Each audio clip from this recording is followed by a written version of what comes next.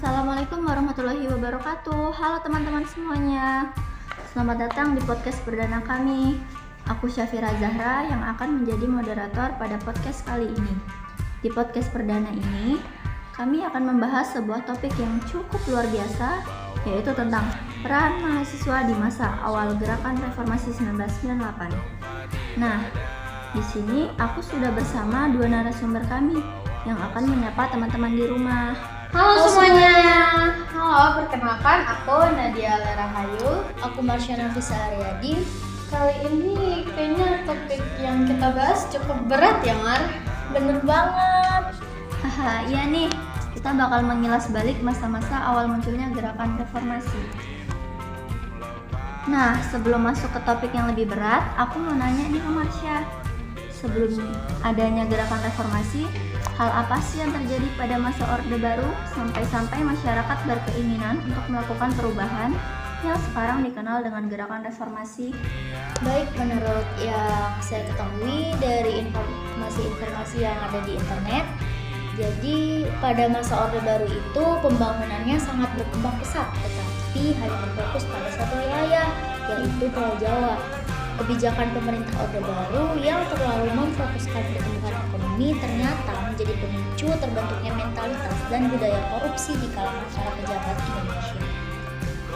Yang kedua, pelaksanaan kebijakan politik yang cenderung otoriter dan sentralistik sehingga tidak memberikan ruang demokrasi dan kebebasan rakyat untuk berpartisipasi penuh dalam proses pembangunan menjadi faktor yang mendorong munculnya keinginan rakyat untuk melakukan perubahan reformasi.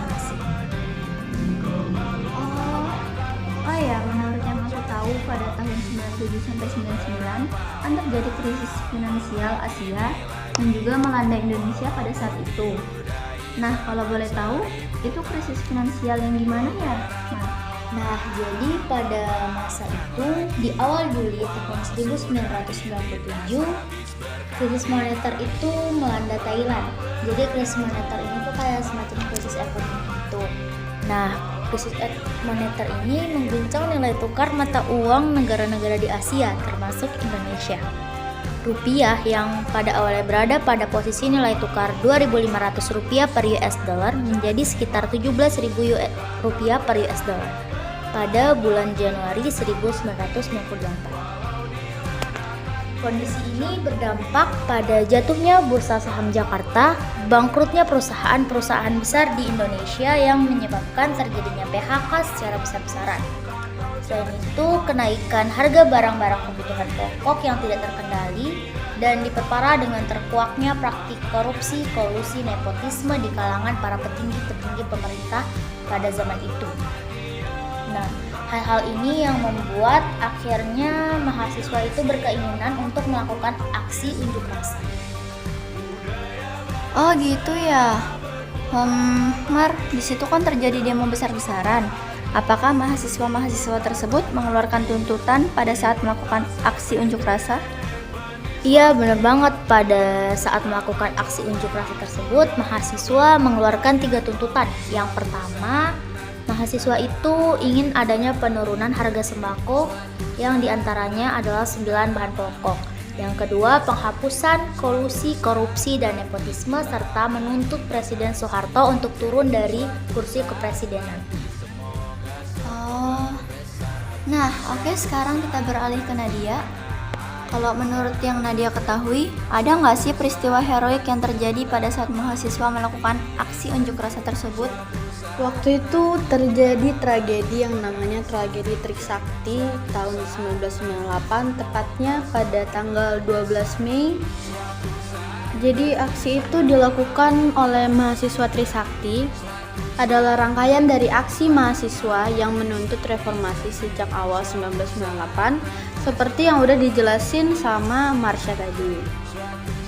Menurunkan berita dengan judul Insiden di Univ Trisakti, 6 mahasiswa tewas. Terdapat 6 mahasiswa tewas sewaktu berada di dalam kampus akibat berundungan peluru yang ditembakkan aparat.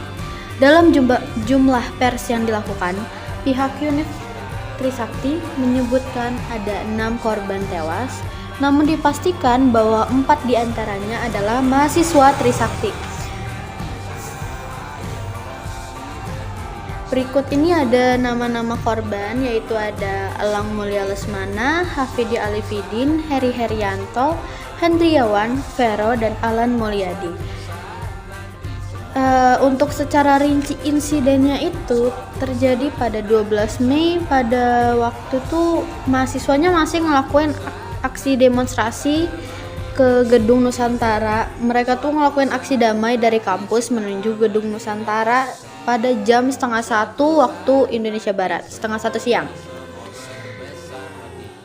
Aksi mereka ini dihadang oleh pihak kepolisian yang disusul oleh kedatangan militer. Beberapa mahasiswa kemudian melakukan negosiasi dengan polisi terkait aksi tersebut. Pada jam 5 sore waktu Indonesia Barat, mahasiswa itu mundur dan diikuti majunya pergerakan aparat keamanan yang memukul mundur mahasiswa dengan menembakkan peluru ke arah mahasiswa. Sebagian besar mahasiswa melarikan diri dan berlindung di Universitas Trisakti. Dari kesaksian salah satu koordinator lapangan pada saat itu, Bapak John Muhammad, aparat itu nggak berhenti melakukan penembakan dari sore itu sampai pada waktu jam 10 malam. Satu persatu korban mulai berjatuhan dan dilarikan ke Rumah Sakit Sumber Waras. Aparat keamanan tidak hanya menembaki dengan peluru karet, tetapi juga dengan peluru tajam. Hal ini tentu saja dibantah oleh Jenderal Pol Dibyo Widodo jika anak buahnya itu menggunakan peluru tajam. Jadi menurut Jenderal Kapolri tersebut membantah jika anak buahnya menggunakan peluru tajam. Dan hal itu juga disetujui oleh Kapolda Metro Jaya, Bapak Jaya Hanami, yang mengakui bahwa polisi hanya menggunakan tongkat pemukul, peluru kosong, peluru karet, dan gas air mata. Namun ditemukan di tubuh salah satu korban, yaitu tepatnya Bapak Heri Herianto, ditemukan serpihan peluru kaliber yang berukuran 5,66 mm.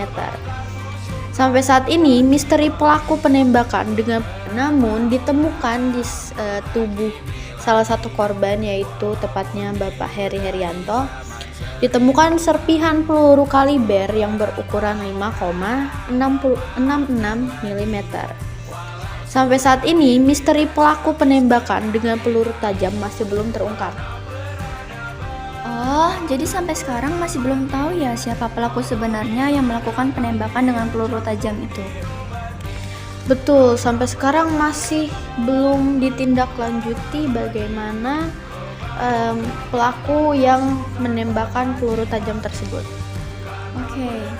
By the way, kan di situ dijelaskan pada saat peristiwa Trisakti terjadi demonstrasi besar-besaran, apakah ada hal yang pernah terjadi sebelumnya sehingga membuat aksi demo tersebut menjadi anarkis? Sebelum 12 Mei itu sebenarnya mahasiswa udah ngelakuin demo di berbagai daerah. Namun saat tepatnya bulan April terjadi peristiwa penghilangan orang secara paksa. Kasus ini menculik para aktivis yang aktif dalam demo tersebut. Jadi di situ tuh terjadi penculikan aktivis mahasiswa, 22 mahasiswa yang diculik oleh pihak aparat atau disebutnya dengan tim mawar. Kalau boleh tahu kondisi 22 korbannya gimana ya? Dan apakah ditemukan beberapa tersangka dalam kasus penculikan tersebut? Ada 9 dari 22 mahasiswa yang diculik. 9 mahasiswa itu telah dibebaskan dan hidup sampai sekarang. Dan 13 mahasiswanya ini belum diketahui keberadaannya sampai saat ini. Terdapat 11 tersangka dari tim mawar yang udah diadili, dan mereka hanya mengaku bahwa mereka hanya menculik 9 mahasiswa yang telah mereka bebaskan, sedangkan 13-nya ini sampai sekarang belum ditindaklanjuti ataupun dicari tahu keberadaannya. Oh, apakah ada korban yang sampai saat ini masih hidup? Dan apakah ada kesaksian dari korban? Saya mendapatkan sumber ini di YouTube channelnya Menjadi Manusia, yaitu narasumbernya adalah Nezar Patria, salah satu mahasiswa yang dibebaskan dalam kasus penculikan itu.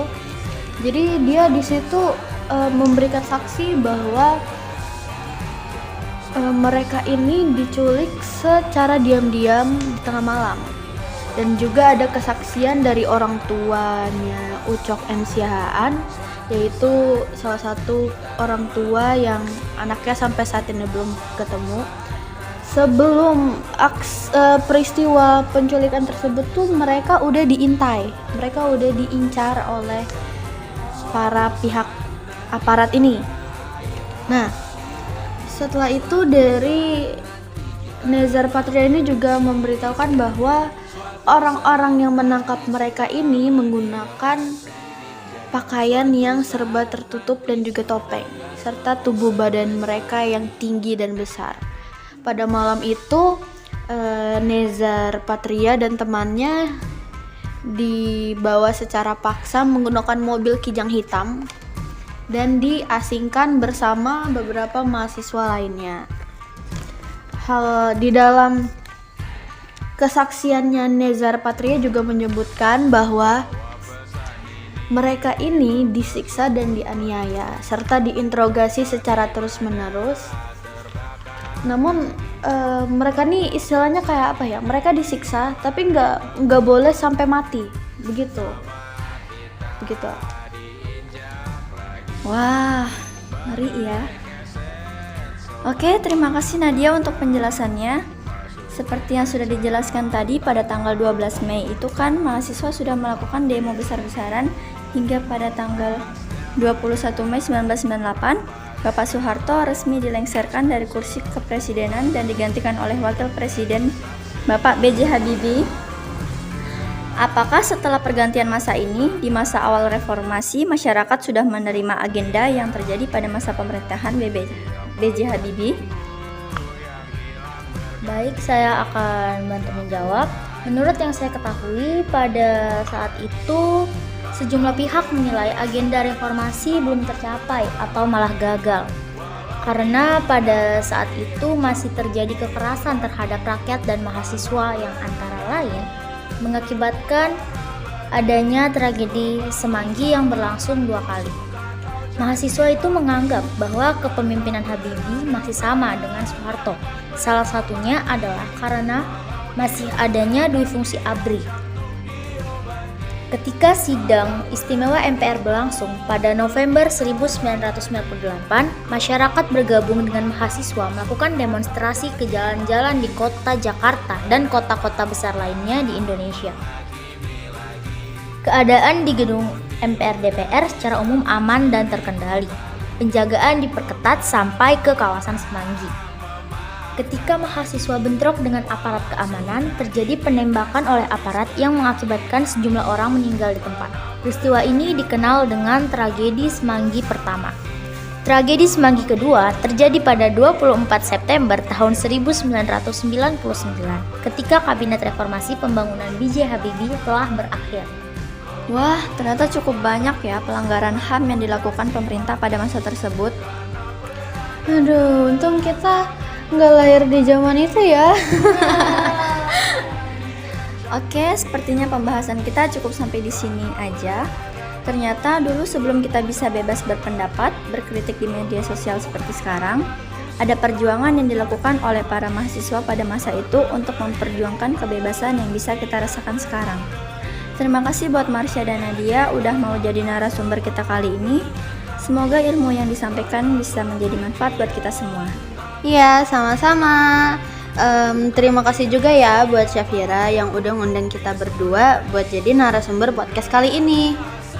Mohon maaf jika apa yang kita sampaikan ada yang kurang berkenan di hati teman-teman atau ada perkataan kita yang menyinggung pihak-pihak tertentu.